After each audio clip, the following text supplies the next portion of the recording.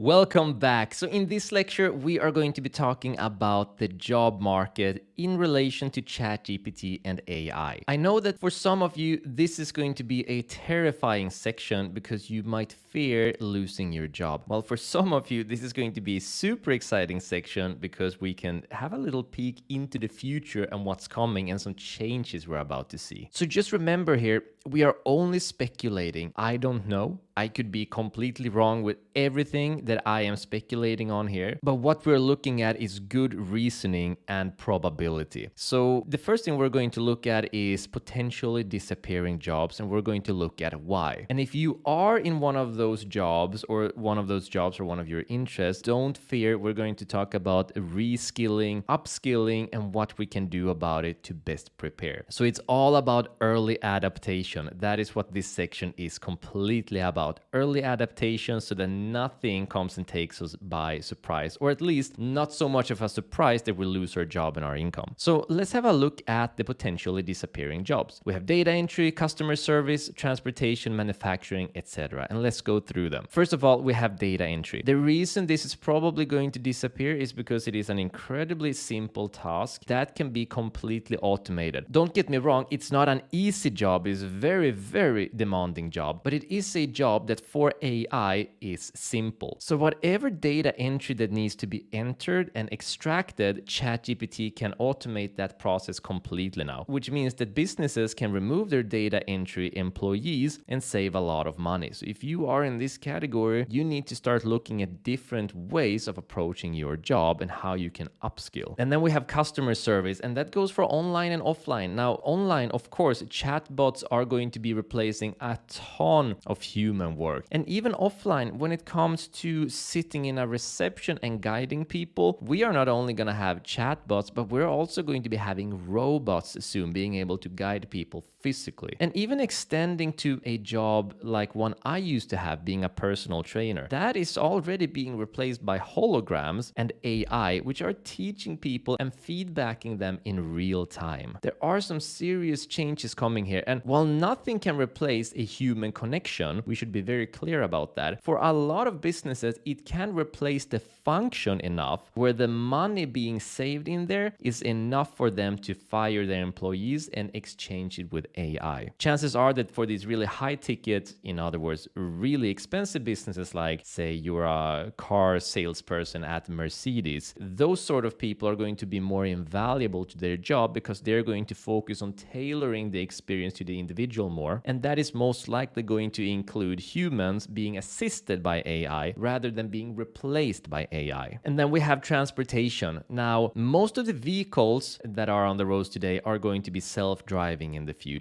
And that means that jobs like truck driving and taxi driving, those are going to be replaced by autonomous vehicles. So if you are in one of those professions, your job should start looking more at how can you control and program these autonomous vehicles rather than driving the actual vehicle right now, because that is the future that we are most likely moving towards. And then of course we have manufacturing and logistics. This is all very hard work, but once again, for AI, a lot of these works can decently simply be exchanged by robotics. We already know that Amazon is creating huge robotics facilities. Tesla is creating their cars mostly with robotics, and it's not going to take long before the technology has advanced to the level where even small businesses have access to robotics and AI, where they can start automating their entire process, meaning the manufacturing, the logistics, the shipping, the entire shebang, which means a very much smaller need for employees, which means businesses save a lot of money. So again, if you are in one of these categories, it's time to start thinking of how you can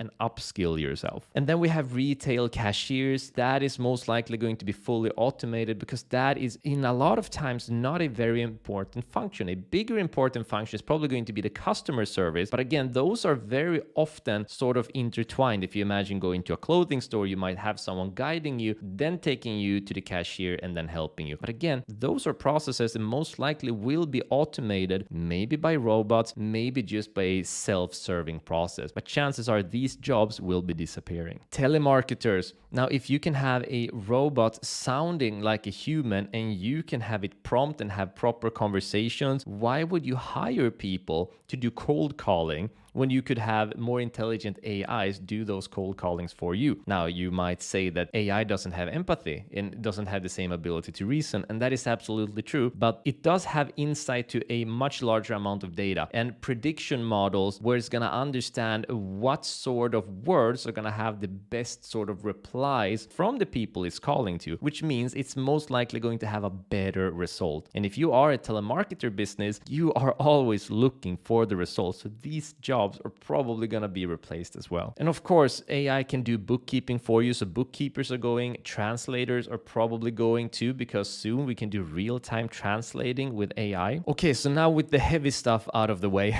let's look at potentially new jobs that are appearing. So we have, for example, prompt engineers, and this is really, really big, and one of the reasons why prompt engineering is in the top section of this course. Because if you are a coder, for example, you still need to do coding, and you still need to understand coding and software development and web development and the industry and niche that you are within. But chances are that by developing your prompt engineering skills and becoming a prompt engineer, you're going to be a much more efficient coder than those who only develop their coding. So not only is prompt engineering going to be a supplement to pretty much all of the jobs that are going to be assisted by AI and ChatGPT, but prompt engineers themselves are also going to be a profession. Google has already announced job positions for prompt engineers at their company. So this is something that's currently new, but it is soon going to be completely mainstream and a very popular job. So develop your prompt engineering skills early on. That is going to be one of the safest bets for the future, in my opinion. We are going to have AI specialists. And when we're talking about AI specialists, we're talking about industry specialists. So you need to understand AI specifically for example, the fashion industry, for the retail industry, for the logistics industry, for the warehouse industry, whatever industry, the tech industry, whatever it is that you might be in,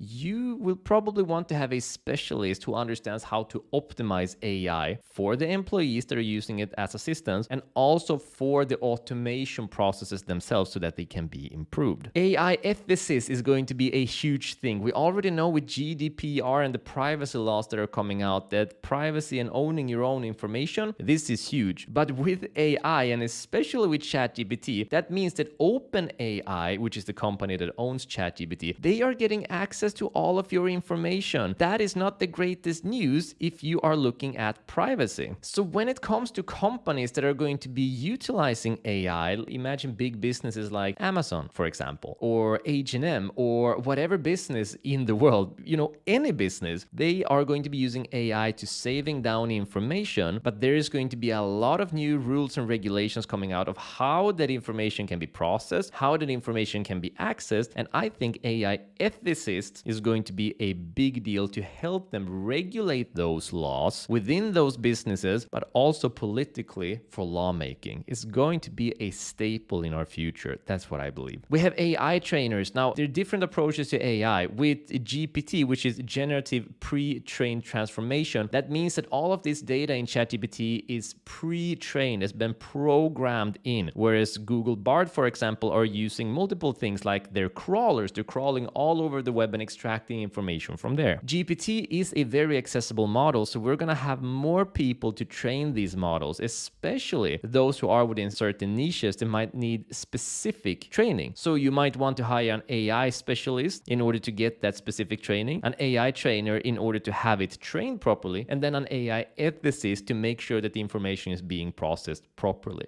So this is the future that we are looking at. AI scientists for continued development is going to be a huge thing. We already have user experience. For example, Apple is amazing at optimizing the user experience for their devices, but now we're going to need AI user experience. How can you weave in AI technology into these different softwares, into these different experiences we have, and make the user interface as applicable and friendly and effective as possible? Think of the metaverse, for example, that Mark Zuckerberg is developing. They are going to need some serious AI user experience people there to make sure that their program is top notch. And it goes without saying, robot coordinators. Now, right now, the sort of AI we are talking about is primarily text generation. There are some image generations as well. But in the future, we are looking at robots, meaning actual pieces of metal or whatever material they're going to be using that is programmed with amazing AI that's going to fulfill tasks for us. But that also means that you need robot coordinators, which can repair, maintain, control, have an upkeep on all of these robots to make sure that they're doing their task properly, that they're functioning, and that they're being repaired if something happens. So regardless if you are in a job that might be disappearing, or you're entering a completely new job, or you're somewhere in the middle, you're probably going to get some assistance in your work. What we're looking at here is changing the nature of work. So that means that AI will probably be assisting most jobs regardless of what that actual job is. Even the most physical of jobs, for example, let's say that you're a masoner and you build walls and you're building houses. It's an extremely physical job. Well, you still need to have coordination within that job.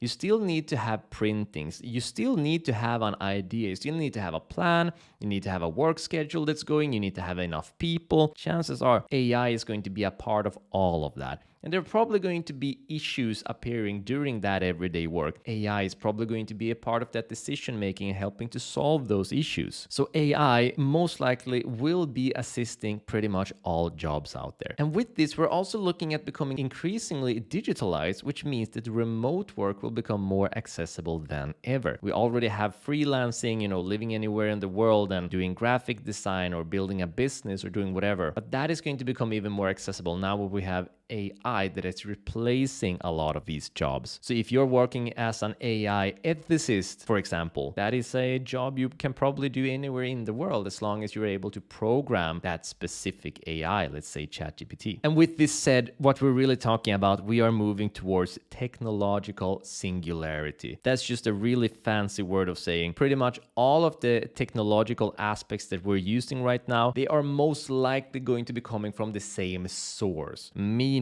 that when we talk about approaching problems, when we talk about finding information, when we talk about planning, we are talking about using technology, and we're probably going to be talking about using the same technology for all approaches. This is the sort of one size fits all that is coming out, and that's what's called a technological singularity, and it looks like we are moving towards that future. So with all of this said, what does it all mean? Well, it means that you need to take a deep look at your current situation and look at potential adaptation and skills development needed on your part. Later on in this section, we're going to do some assignments, and that's a good place to start looking at where you are, what you might want or need to do about it. But we're definitely going to look at the need for reskilling or upskilling. So reskilling, for example, truck drivers becoming overseers of autonomous vehicles. Now, since vehicles are going to become autonomous, we're not going to need truck drivers anymore, but we're going to need overseers of those trucks being driven by themselves. And it also means that if you are in a business that you really love, but you have a job, for example, you work in a reception, and you know that you might potentially be replaceable in an upcoming future. Upskill yourself, develop skills that is important for that business where they won't be able to replace you with AI. Now, again, we're going to look more in depth at this in the upcoming assignment section, but it is important that you start getting the mindset started and the ball rolling, because this is a big thing. So to summarize everything here, early adaptation is crucial for job safety. All of the things that I have said in this lecture might be completely off. None of it might be true. We're only speculating right now. But what I would recommend to you, this is my strong recommendation, is prepare for the worst in order to have the best possible life.